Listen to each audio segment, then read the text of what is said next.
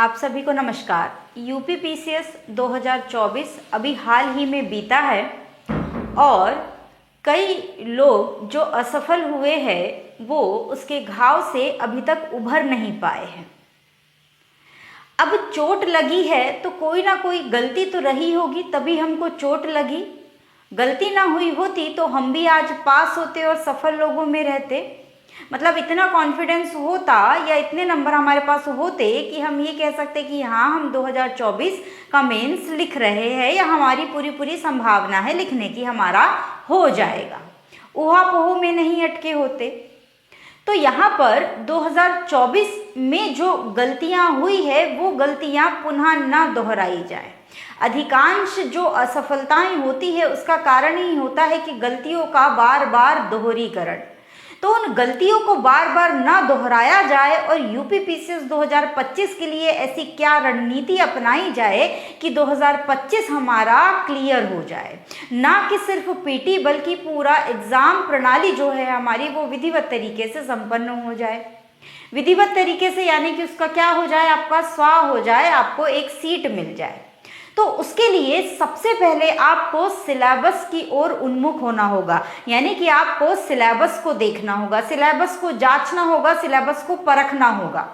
चूंकि अभी UP PCS 2025 के प्रीलिम्स को अगर देखें तो जैसे जनरली संभावना मान के चलते जून में होता है, तो वही हम मान के चल रहे हैं कि मान लो चलो जून में ही होने वाला है यूपी पीसीएस 2025 का प्रीलिम्स। और समय मिल जाए तो वो आपका गुड लक है, बहुत अच्छी बात रहेगी। लेकिन हम एक अनुमान मान के चलते हैं कि एग्जाम जो होने वाला है वो होने वाला है जून 2021 में, सॉरी जून 2025 में। ठीक है, तो यहाँ पर अगर हम देखेंगे कि जून 2025 में अगर एग्जाम होने वाला है तो हमारे पास समय मिलते हैं 3 महीने का, यानी कि 90 दिन का आपको समय मिल रहा है प्रीलिम्स के लिए। ठीक है, जनवरी तो जा ही चुका है लगभग, आपके पास है फरवरी, मार्च, अप्रैल। ठीक है, ताकि अगर मान लो जून में एग्जाम हो तो मई से आप थोड़ा सा प्रीलिम्स की ओर उन्मुख हो जाए। ठीक, तो यहाँ पर अगर आप देखोगे तो फरवरी, मार्च और अप्रैल ये 3 महीने आपके पास पूरे हैं, जिसमें आप एकदम हचक के क्या कर सकते हो, मेंस की तैयारी कर सकते हो।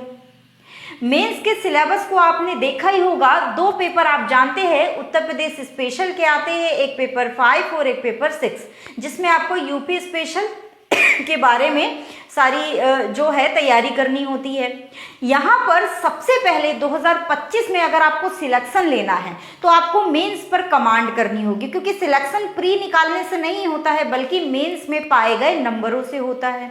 तो वो नंबर को किस तरीके से कैसे गेन करना है, किस सब्जेक्ट पे कितना ध्यान देना है, किसका कितना वेटेज है, यही सारे जो मुद्दे हैं इन्हीं पर आज हम बात करने वाले हैं।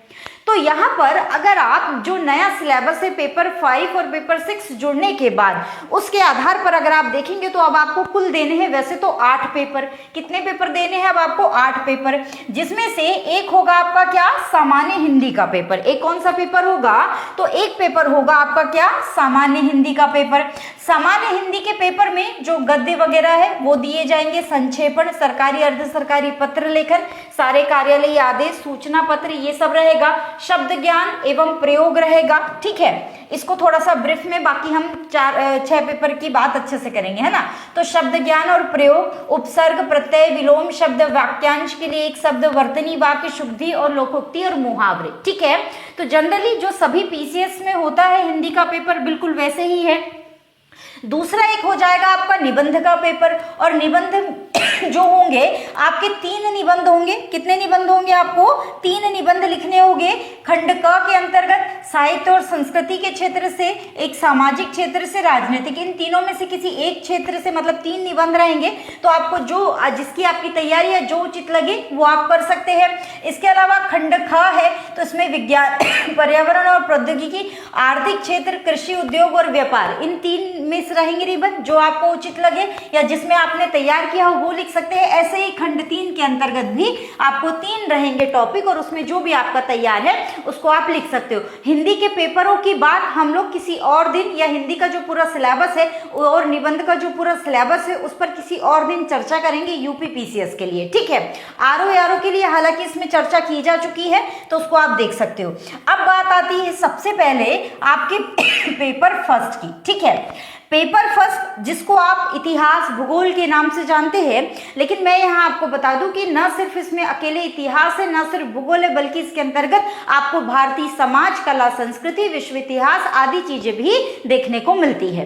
तो सबसे पहले अगर पेपर फर्स्ट की बात करें तो पेपर फर्स्ट में आप देखेंगे कि भारतीय संस्कृति के इतिहास में प्राचीन काल से लेकर, सिलेबस की लाइन टू लाइन पढ़ो, ठीक है, प्राचीन काल से लेकर आधुनिक काल तक के कला प्रारूप, क्या बोल रहा है, कला प्रारूप, साहित्य और वास्तुकला, ठीक है, यानी कि जो बुक वगैरह लिखी है, जो कलाएं विकसित हुई है, जो वास्तुकला यानी जो संरचनाएं निर्मित हुई है, ठीक है, उनके महत्वपूर्ण पहलू शामिल होंगे। तो यहाँ पर आपको पूरे भारतीय इतिहास की, कहाँ, प्राचीन से लेकर, यानी कि इतिहास में प्राचीन काल से लेकर आधुनिक काल तक की पूरी क्या पढ़ना है आपको, कला और संस्कृति पढ़नी है। किस प्रकार से संस्कृतियों का विकास हुआ, कौन कौन सी संस्कृति कहाँ जन्म ली, उनका आधार क्या था, किस तरीके की वास्तुकलाएं बनी, किस तरीके के स्थापत्य बने, किस तरीके के साहित्य लिखे गए, उनका भारतीय इतिहास में क्या क्या योगदान रहा, आदि आदि चीजें आपसे ये पहले जो प्रश्न पत्र का पॉइंट नंबर 1 है आपका, प्रश्न पत्र 1 का, इसके अंतर्गत ये चीजें आपसे पूछी जाती है, ठीक है।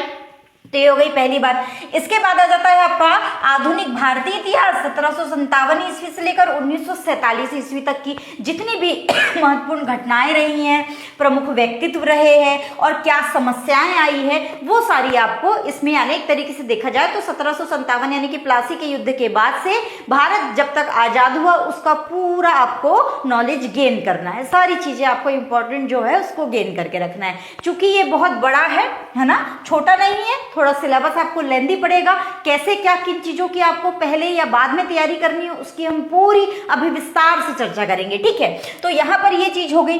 तीसरी जो बात है इसमें है स्वतंत्रता संग्राम, स्पेशली यहाँ तो एक इतिहास आपको पढ़ना ही है यहाँ से, यहाँ पे लेकिन आपको महत्वपूर्ण घटनाएं, व्यक्तित्व और यहाँ के महत्वपूर्ण जो समस्याएं रही है वो पढ़ना है। लेकिन यहाँ पर अगर आप थर्ड के अंतर्गत देखेंगे तो यहाँ पर स्वतंत्रता संग्राम यानी कि 1885 के बाद से जो उसके विभिन्न चरण है, 1857 के बाद से उसके जो विभिन्न चरण रहे, 1885 आदि आदि, आपको इसमें जितना भी जिन जिन क्षेत्रों का योगदान रहा है, जिन जिन व्यक्तियों का योगदान रहा है, उन सब के बारे में आपको यहाँ पर नॉलेज गेन करना है। यानी कि चाहे सरदार पटेल हो, चाहे नेहरू जी हो, बाल गंगाधर तिलक हो, गांधी जी हो, ठीक है, इसके अलावा लाला लाजपत राय हो, विभिन्न प्रकार के जितने भी महत्वपूर्ण व्यक्तित्व रहे हैं उन सब के बारे में आपको यहाँ पर विस्तार से चर्चा करनी होती है स्वतंत्रता संग्राम वाले टॉपिक में, ठीक है।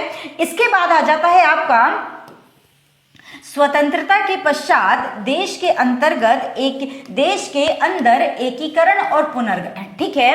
तो स्वतंत्रता के बाद किस तरीके से रियासतों का क्या किया गया, लगभग 600 रियासतें थी, उनका क्या किया गया, कैसे उनको मिलाया गया, किन किन रियासतों ने चुनौती दी, ये सारी चीजें आपको पढ़नी है, ठीक है। इसके अलावा कैसे भारत धीरे धीरे विकास करता रहा, कैसे राजनीतिक परिदृश्य धीरे धीरे बदलते रहे, कौन कौन से गठबंधन हुए, किस किस तरीके से भारत किन किन गतिविधियों में शामिल हुआ, उन सब चीजों को आपको किसके अंतर्गत पढ़ना है, पॉइंट 4 स्वतंत्रता के पश्चात देश के अंदर एकीकरण और पुनर्गठन, ठीक है। तो पेपर 1 का पॉइंट नंबर 1 से लेकर 4 और 5वां है आपका विश्व इतिहास, ठीक है। तो पॉइंट नंबर 1 से लेकर पॉइंट नंबर 5 तक आपको क्या मिलता है, इतिहास। विश्व इतिहास सिर्फ एक ही पॉइंट में दिया हुआ है जिसके आपको 2 क्वेश्चन मिल जाएंगे। अब चूंकि यूपी स्पेशल यहां से हट गया है, जो 2 पॉइंट एक्स्ट्रा थे वो हट गए, तो अब ऐसी संभावना है, पहले तो विश्व इतिहास का एक आधी क्वेश्चन मिलता था, हद से 2 मिल जाते थे, तो अब संभावना रहेगी कि 2 से 3 क्वेश्चन आपको यहां से देखने के लिए मिल जाए, ठीक है। तो ये एक हिस्सा हुआ है आपके पेपर 1 का। तो पेपर 1 के एक हिस्से में आपको इतिहास पढ़ना है, प्राचीन इतिहास, मध्यकालीन इतिहास का वैसा नहीं पढ़ना है जैसा आप प्रीलिम्स में पढ़ते हैं, ठीक है। वहां सिर्फ आपको कला प्रारूपों पर ही ध्यान देना है, संस्कृति पर ही ध्यान देना है, ठीक है। बाकी जो मॉडर्न इंडिया है, आपको मॉडर्न जो हिस्ट्री है आपकी, वो आपको फुलफिल तरीके से पढ़नी है, ठीक है। अब यहाँ पर आगे बढ़ते हैं विश्व इतिहास में, तो जो पॉइंट टू पॉइंट चीजें दी गई है वही आपको पढ़नी पड़ेगी। अब यहाँ पर अगली बात पॉइंट नंबर 6, पॉइंट नंबर 6 से आपका शुरू हो जाता है समाज, ठीक है। पॉइंट नंबर 6 से आपका क्या शुरू हो जाता है, भारतीय समाज, है ना। तो अब यहाँ पर पॉइंट नंबर 6 आपको क्या दिख रहा है, भारतीय सॉरी, है ना। पॉइंट नंबर 6 में आपका क्या है, भारतीय समाज। एक minute, point number 6, point number 6 क्या है? भारतीय समाज और संस्कृति की मुख्य विशेषताएं। पॉइंट नंबर 7, महिलाओं की समाज और महिला संगठनों की भूमिका, जनसंख्या संबंध समस्या, गरीबी, विकासात्मक विषय, शहरीकरण, उनकी समस्या और उनके रक्षोपाय। अगला है पॉइंट नंबर 8, उदारीकरण, निजीकरण, वैश्वीकरण का अभिप्राय, उनका भारतीय समाज के अर्थव्यवस्था, राज्य व्यवस्था और समाज संरचना में प्रभाव। और 9वां पॉइंट है सामाजिक सशक्तिकरण, सांप्रदायिकता, क्षेत्रवाद और धर्मनिरपेक्षता। तो यहाँ पर पॉइंट नंबर 6 से लेकर के पॉइंट नंबर 9 तक आपको क्या पढ़ना होता है? भारतीय समाज। ये क्या है आपका? भारतीय समाज। ठीक है, तो भारतीय समाज आपको देखने में मिल रहा है 4 पॉइंट में समेटा गया है।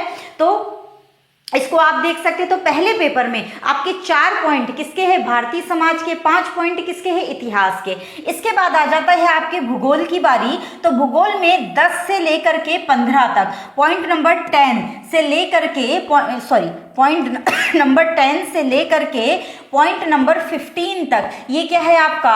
भूगोल। ठीक है, भूगोल में सिर्फ आपको जैसे कि देखोगे आप, विश्व के प्रमुख प्राकृतिक संसाधन, जल, मिट्टी, वन, दक्षिण एशिया पूर्व में भारत के विशेष संदर्भ में इनका जो विस्तार है वो, भौतिक भूगोल की प्रमुख विशेषता, भूकंप, सुनामी, ज्वालामुखी क्रिया, चक्रवात, समुद्री जलधारा, पवन, हिमानी, सरिताएं। ठीक है, भारत के सामुद्रिक संसाधन और उनकी संभाव्यता, मानव प्रवास, विश्व की शरणार्थी समस्या, भारत उपमहाद्वीप के संदर्भ में, सीमांत तथा सीमाएं, भारतीय उपमहाद्वीप के संदर्भ में, जनसंख्या एवं अधिवास, उसके प्रकार, प्रतिरूप, नगरीकरण, स्मार्ट नगर और स्मार्ट ग्राम। ठीक है, तो यहाँ पर भूगोल थोड़ा सा कैसा है? मानवीय भूगोल की तरफ झुका हुआ है। यहाँ पर भौतिक भूगोल भी है आपका, जो भूगोल दिया गया है इसमें भौतिक भूगोल और मानव भूगोल, इन दोनों को क्या कर दिया है? मिक्स। तो यहाँ पर भूगोल के संदर्भ में आपको 5 बिंदुओं पर कमांड करनी है। ठीक है, ये हो गया फर्स्ट पेपर।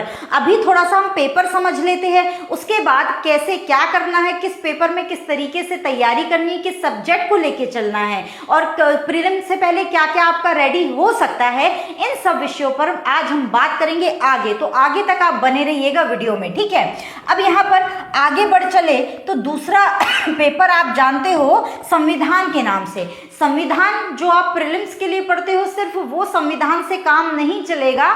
मेंस में जो उसके क्वेश्चंस है, जो इसका पैटर्न है, उसमें बहुत जमीन आसमान का अंतर है। ठीक है, अब यहाँ पर सबसे पहले पेपर नंबर 2, जिसमें पहला पॉइंट आपको कहता है भारतीय संविधान। भारतीय संविधान का ऐतिहासिक आधार क्या रहा, इसका विकास कैसे हुआ, इसकी क्या विशेषताएं हैं, क्या क्या संशोधन हो चुके हैं, महत्वपूर्ण जो प्रावधान है और जो आधारभूत संरचना का ढांचा दिया गया है और उसका आधारभूत प्रावधानों का विकास कैसे हुआ, यानी पूरा उसका सुप्रीम कोर्ट के शुरुआत से लेकर के, पहले केस से लेकर के लास्ट तक, जो अभी तक अलग अलग केसेस में सुप्रीम कोर्ट ने वक्तव्य दिए आधारभूत ढांचे को लेकर, उसके पूरे विकास को आपको विस्तार से पढ़ना है। सीधा सीधा एक क्वेश्चन ये जो पॉइंट है आपको दे देता है।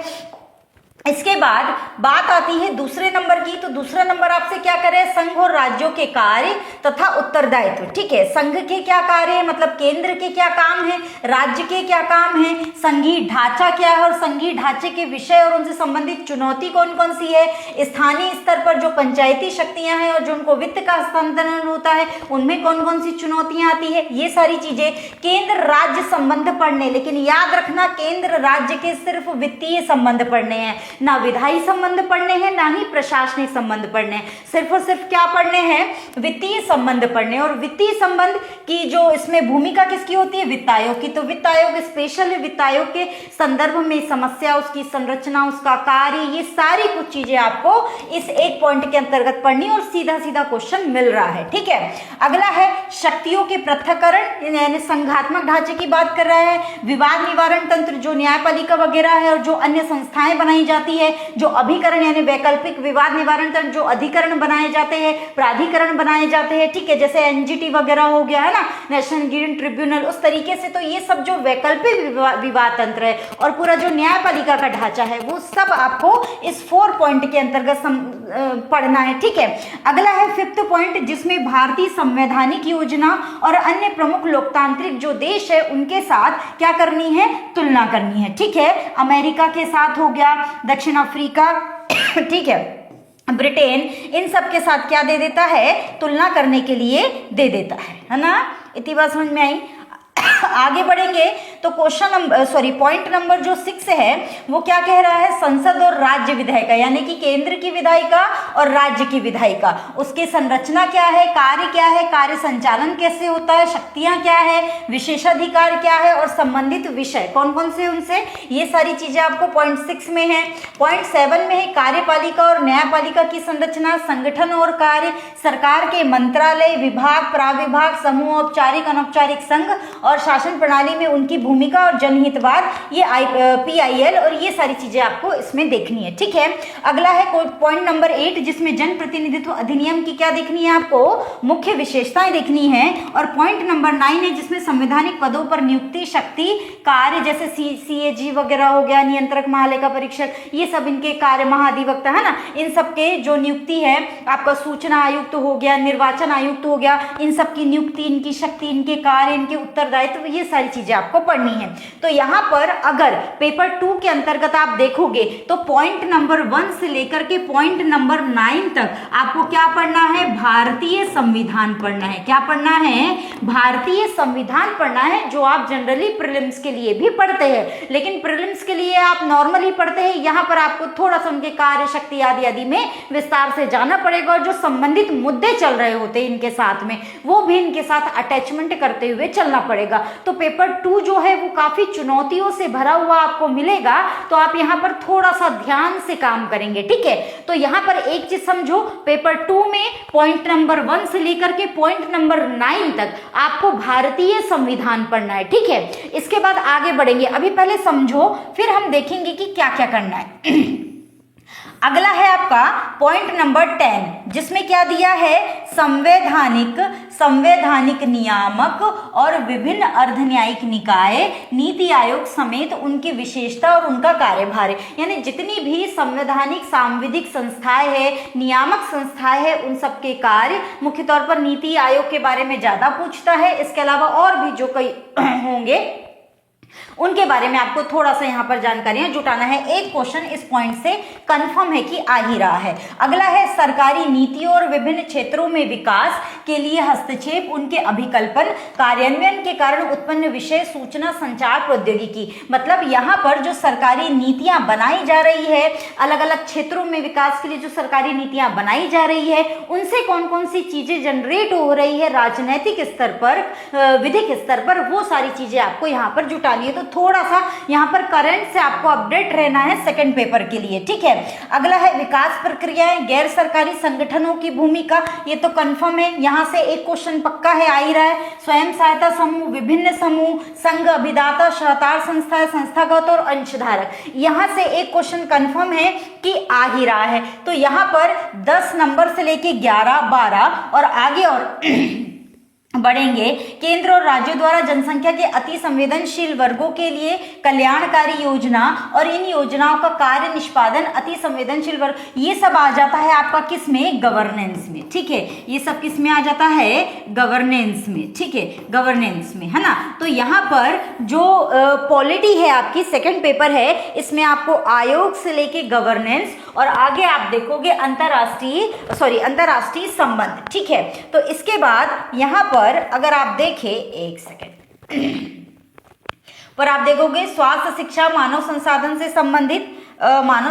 से संबंधित सामाजिक क्षेत्र, सेवाओं के विकास एवं प्रबंधन से संबंधित विषय। ठीक है, इसके बाद आता है गरीबी और भूख से संबंधित विषय, राजनीतिक व्यवस्था के लिए इनके निहितार्थ, शासन व्यवस्था, लोकतंत्र में उभरती हुई प्रवृत्तियों में सिविल सेवाओं की भूमिका, भारत एवं अपने पड़ोसी देशों के साथ उसके संबंध, द्विपक्षीय, क्षेत्रीय, भारत के हितों और अप्रवासी भारतीयों पर विकसित तथा विकासशील देशों की नीति और महत्वपूर्ण अंतरराष्ट्रीय संस्थाएं, मंच और उनकी संरचना, अधिदेश तथा उनका कार्यभाग। तो यहाँ पर पॉइंट नंबर 10 से लेकर के अगर पॉइंट नंबर 21 तक देखें तो ये जो हिस्सा पूरा चला जाता है अंतरराष्ट्रीय संबंध और गवर्नेंस से भरा हुआ है। ठीक है, और क्वेश्चन जो ज्यादा आ रहे हैं वो आ रहे हैं आपके पॉइंट नंबर 10 से लेकर के पॉइंट नंबर 21 तक, यानी कि जो सेकंड पेपर है उसमें वेटेज कहां से कहां तक है, तो पॉइंट नंबर 10 यानी गवर्नेंस का वेटेज ज्यादा है, अंतरराष्ट्रीय संबंधों का वेटेज ज्यादा है, और जो करंट में चीजें इनसे जुड़ी हुई है उनका वेटेज इसमें ज़्यादा है।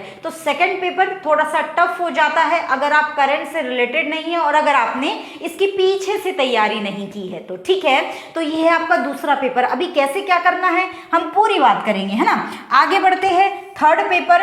तो थर्ड पेपर के नाम से भी बहुत लोग डरते हैं, लेकिन यहाँ अगर मैं आपको एक तरीका और ट्रिक बता दूं तो इसके बाद थर्ड पेपर से आपको डर नहीं लगेगा। पहले आप सिलेबस को समझो।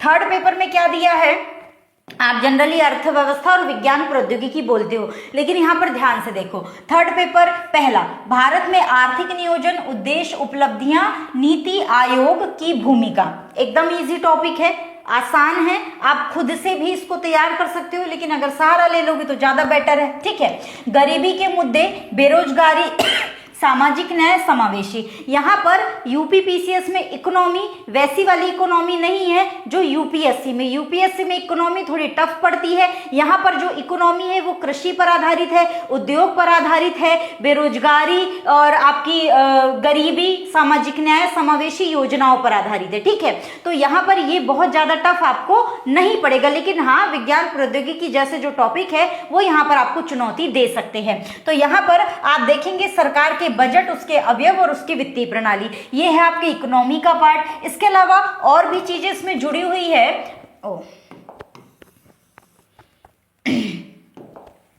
और भी चीजें इसमें जुड़ी हुई है जिसमें आप यहाँ की प्रमुख फसल, विभिन्न प्रकार की सिंचाई विधि, सिंचाई प्रणाली, कृषि भंडार, ढुलाई, विपणन, किसानों की सहायता हेतु जो योजनाएं चलाई गई है वो सब। ठीक है, पांचवा, अप्रत्यक्ष प्रत्यक्ष कृषि सहायकी, न्यूनतम समर्थन मूल्य से जुड़े मुद्दे, सार्वजनिक वितरण प्रणाली, उद्देश्य, कार्यान्वयन, परिसीमाएं, सुदृढ़ीकरण, खाद्य सुरक्षा, बफर भंडार, कृषि संबंधित तकनीकी अभियान, टेक्नोलॉजी मिशन, ये सारी चीजें। इसके अलावा भारत में खाद्य प्रसंस्करण संबंधित उद्योग, कार्यक्षेत्र, महत्व, स्थान निर्धारण, उद्भव, अधोप्रवाह, आवश्यकताएं, आपूर्ति श्रृंखला प्रबंधन। ठीक है, और भारत में स्वतंत्रता के पश्चात क्या आ जाता है, भूमि सुधार। साथ ही 8वां पॉइंट देखोगे तो भारत में वैश्वीकरण। ठीक है, भारत में क्या वैश्वीकरण, उदारीकरण के प्रभाव, औद्योगिक नीति में परिवर्तन और इसके औद्योगिक संवर्धन पर प्रभाव। साथ ही आधारभूत संरचनाओं में आपको ऊर्जा, बंदरगाह, सड़क, विमानपत्तन, रेलवे, इन सब का क्या महत्व है, कितना ये है, क्या इसकी संरचना है,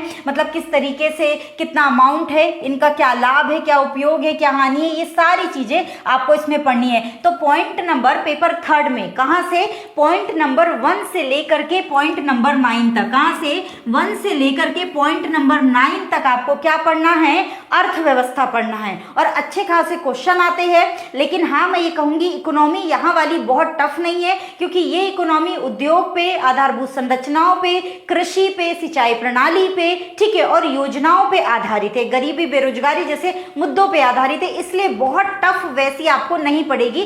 बस आपके अंदर समझ होनी चाहिए, आप आसानी से इसको खींच सकते हैं। यहाँ पर अगली बात करें तो जो पॉइंट नंबर 10 देखो, अब यहाँ पर जो सारा खेल है वो इसका है, विज्ञान प्रौद्योगिकी का सिलेबस छोटा दिया है लेकिन क्वेश्चन ज्यादा आ रहे हैं। तो यहाँ पर पॉइंट नंबर 10 से लेकर के 12 तक विज्ञान प्रौद्योगिकी का विकास, अनुप्रयोग, दैनिक जीवन, राष्ट्रीय सुरक्षा और भारत की विज्ञान एवं प्रौद्योगिकी नीति क्या है, विज्ञान एवं प्रौद्योगिकी में भारतीयों की उपलब्धियां, प्रौद्योगिकी का देशीकरण, नवीन प्रौद्योगिकी का विकास, प्रौद्योगिकी का हस्तांतरण, द्वि अनुप्रयोगी और क्रांतिक अनुप्रयोग प्रौद्योगिकी, ये सब। अगला सूचना और संचार प्रौद्योगिकी, अंतरिक्ष प्रौद्योगिकी, कंप्यूटर, ऊर्जा स्रोतों, नैनो प्रौद्योगिकी, सूक्ष्म जीव विज्ञान, जैव प्रौद्योगिकी के क्षेत्र में जागरूकता, बौद्धिक संपदा अधिकारों और डिजिटल अधिकारों से संबंधित। तो ये सारी चीजें आपकी क्या है, विज्ञान प्रौद्योगिकी से जुड़ी हुई है 3 पॉइंट तक। तो 10 से लेकर 12 तक आपके पास क्या है, विज्ञान एवं प्रौद्योगिकी, और क्वेश्चन यहाँ से 2 से 3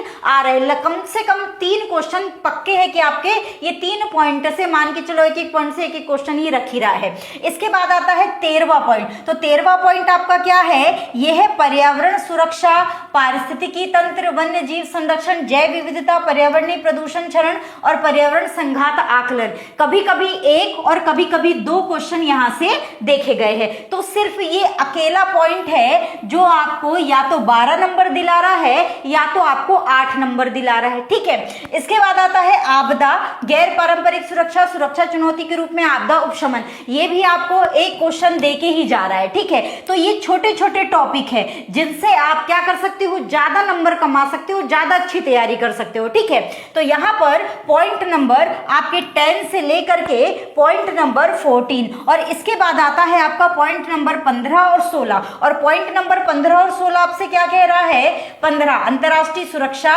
और 16 क्या कह रहा है, आंतरिक सुरक्षा। 16 17 है आपकी आंतरिक सुरक्षा, 15 है आपकी अंतरराष्ट्रीय सुरक्षा। तो यहाँ पर इनसे भी 2 क्वेश्चन पक्के हैं कि आने ही आने हैं। इन 3 पॉइंट से 2 क्वेश्चन आपके पक्के हैं कि आने ही आए। कभी कभी 3 भी यहाँ से क्वेश्चन देखे गए हैं, छोटे बड़े दोनों मिला के। तो कहने का मतलब ये है कि पेपर थर्ड में 1 से 9 तक को फिलहाल के लिए अगर हम दरकिनार कर दे तो आपको पॉइंट नंबर 10 से लेकर के पॉइंट नंबर 16 तक तैयार चीजें कम करनी है, नंबर आपको ज्यादा मिल रहे हैं। ठीक है, चीजें आपको कम तैयार करनी और नंबर आपको क्या मिल रहे हैं, ज्यादा। हालांकि इसमें विविधताएं बहुत है पेपर थर्ड में, तो पेपर थर्ड के लिए आपको अभी से काम करना पड़ेगा, क्योंकि पेपर प्रीलिम्स के बाद आप ये सोचो कि हम पेपर थर्ड को तैयार कर लेंगे तो आपको बहुत सारी चुनौतियों से जूझना पड़ेगा, क्योंकि बहुत सारी विविधताएं इसमें मौजूद है। तो उन विविधताओं को अभी से समेटते चलोगे तो आपके लिए ज्यादा बेहतर होगा। ठीक है,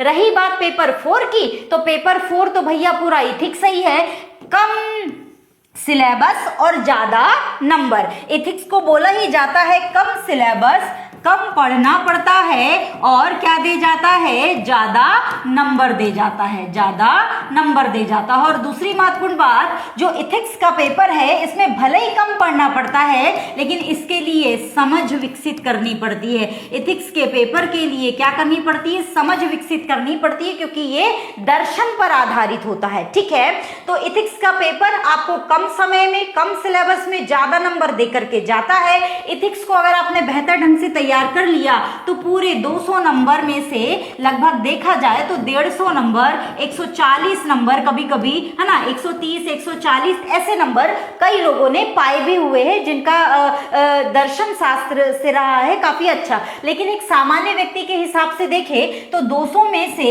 120 110 नंबर भी आप आसानी से पा सकते हैं अगर आपने इसमें अपनी समझ विकसित कर ली है तो। ठीक है, तो ये सामान्य अध्ययन का आपका 4 पेपर हो गया। अब रही बात किसकी, पेपर नंबर 5 और पेपर नंबर 6। ठीक है, जिसमें आपको उत्तर प्रदेश पढ़ना होता है। क्या पढ़ना होता है, यूपी पढ़ना होता है। ठीक है, आपका जो एक 6वां पेपर होगा, 5वां पेपर होगा और एक 6वां, इसमें आपको क्या पढ़ना है, उत्तर प्रदेश विशेष पढ़ना है, जिसमें जो सबसे पहला पेपर है उसमें है आपका उत्तर प्रदेश का इतिहास। इसमें क्या है, उत्तर प्रदेश का इतिहास, इसकी संस्कृति, उत्तर प्रदेश का इतिहास, उत्तर प्रदेश की संस्कृति और उत्तर प्रदेश का भूगोल। ठीक है, उत्तर प्रदेश का इतिहास, उत्तर प्रदेश की संस्कृति, नहीं सॉरी भूगोल नहीं है, राजनीति है ना।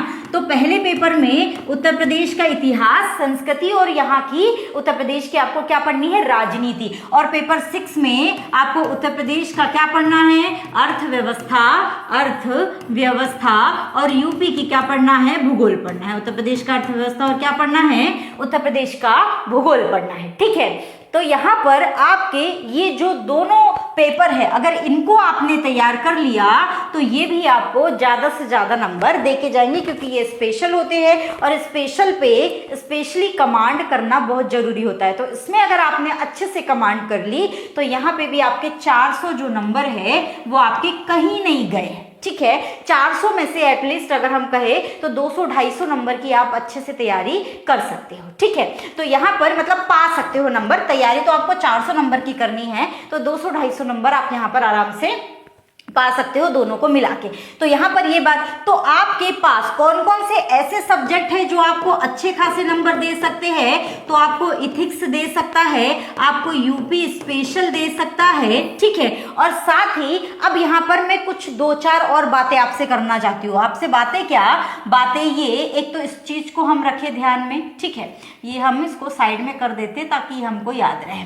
अब देखो, अब आपको करना क्या है, करना ये है कि जो आपका पेपर 1 है, एक चीज, जो आपका पेपर 1 में पॉइंट नंबर 1 से लेकर के पॉइंट नंबर 5 तक आपके क्या मौजूद है, इतिहास मौजूद है। ठीक है, पेपर 1 में आपका क्या 1 से लेकर 5वें बिंदु तक क्या है, इतिहास, जिसमें संपूर्ण है।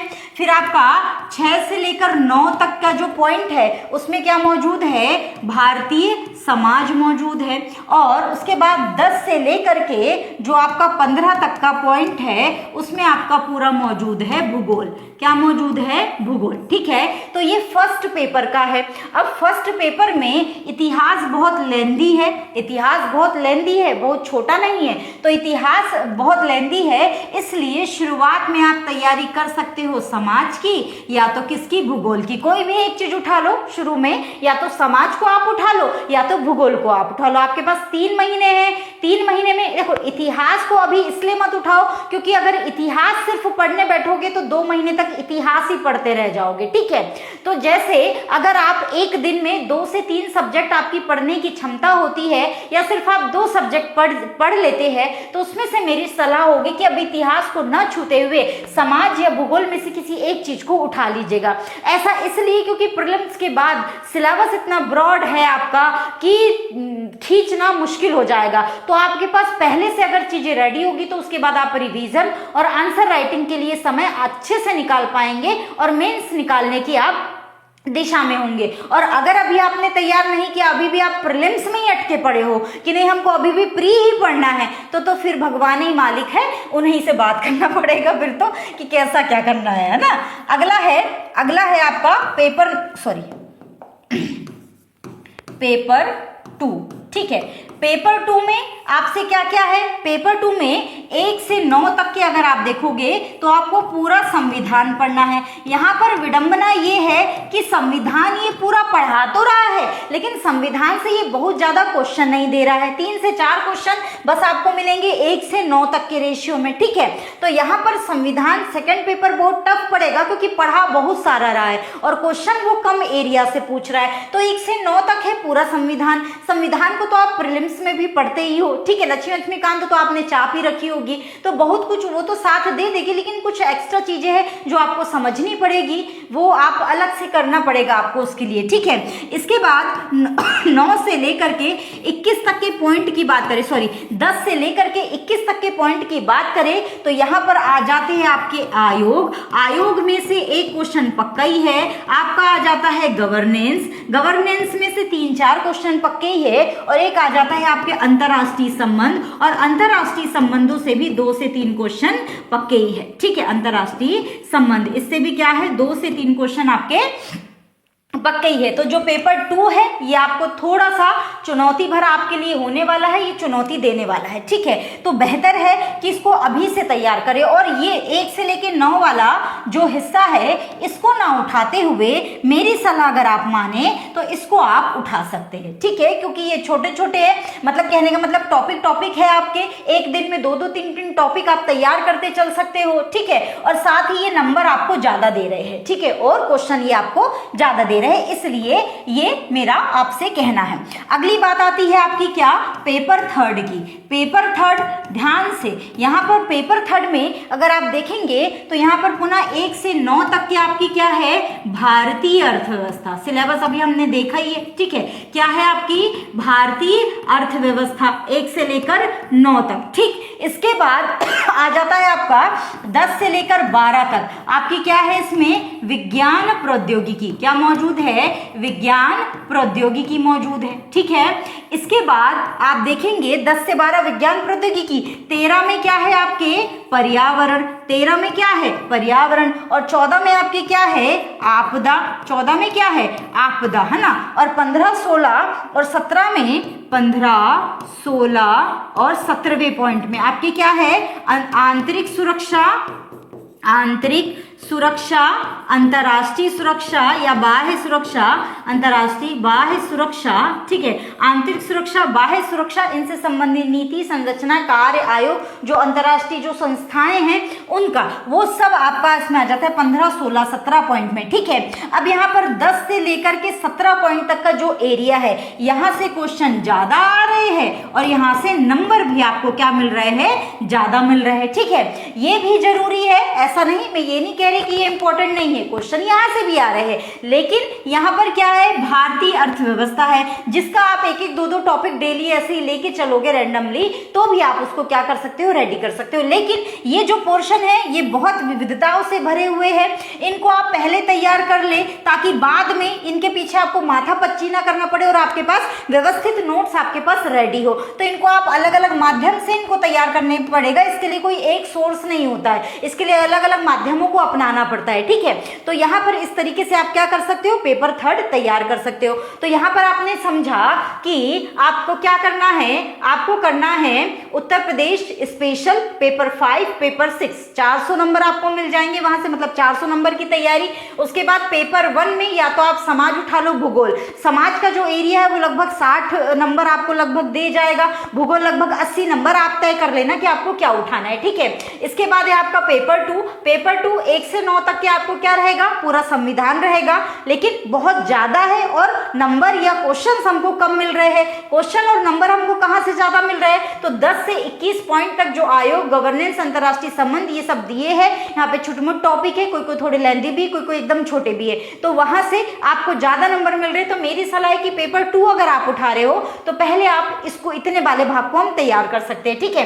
पेपर 3 की रही बात तो 1 से 9 तक पूरा इकोनॉमी है। उसके बाद 10 से लेकर 17 तक का जो एरिया है बहुत विविधताओं से भरा हुआ है, तो यहाँ पर हमको अलग अलग माध्यमों से अलग अलग टॉपिक तैयार करने होते हैं। तो इसके लिए ये है। अब यहाँ पर अब हमारे पास क्या दूसरी महत्वपूर्ण बात ये कि प्रीलिम्स के लिए अब हमारे पास कितना समय बचा हुआ है, तो प्रीलिम्स के लिए अब हमारे पास है ना, प्रीलिम्स के लिए अब हमारे पास कितना समय बचा है, तो प्रीलिम्स है हमारा कब, कब होने वाला है, हम जून मान के चल रहे हैं, ठीक है। जैसा कि हम क्या मान के चल रहे हैं, जून में हमारा प्रीलिम्स होने वाला है, तो हम मई तक क्या कर सकते हैं, सॉरी अप्रैल तक क्या कर सकते हैं, मेंस की तैयारी कर सकते हैं। अप्रैल तक हम क्या कर सकते हैं, मेंस की तैयारी कर सकते हैं। हमारे पास अभी समय कितना है, फरवरी से लेकर अप्रैल तक हमारे पास कितने दिन मिल जाते हैं हमको, लगभग 90 दिन यहाँ पर मिल जाते हैं, या मैं पूरे 100 दिन मान के चल रही हूँ कि 100 दिन क्या है आपके पास मौजूद है। इन 100 दिनों में आप क्या क्या कर सकते हो, देखो इथिक्स, मेरी सलाह है आपको, इथिक्स 100 दिनों में आप क्या कर सकते हो, इथिक्स ये कितने नंबर का होता है, 200 नंबर का, ठीक है। भारतीय समाज आपको 60 नंबर लगभग दे जा रहा है, और जो भूगोल है ये आपको लगभग 80 से 100 नंबर अकेले आपको कौन दे जा रहा है, भूगोल दे जा रहा है, ठीक है। इसके बाद आपका आ जाता है क्या, इसके बाद आपका आ जाता है कौन सा, पेपर 5 यूपी स्पेशल और पेपर 6 यूपी स्पेशल, ठीक है। यूपी उत्तर प्रदेश विशेष, ये आपको कितने नंबर दे जा रहे हैं, कितने नंबर की तैयारी करा रहे हैं, 400 नंबर की, ठीक है। तो यहाँ पर ये क्या हो गया आपके पास 400 नंबर के। और अगर आप पेपर 2 उठाते हो, मतलब आप अपनी सुविधा अनुसार कौन सा पेपर आपको उठाना है ये आपको तय करना है, ठीक है।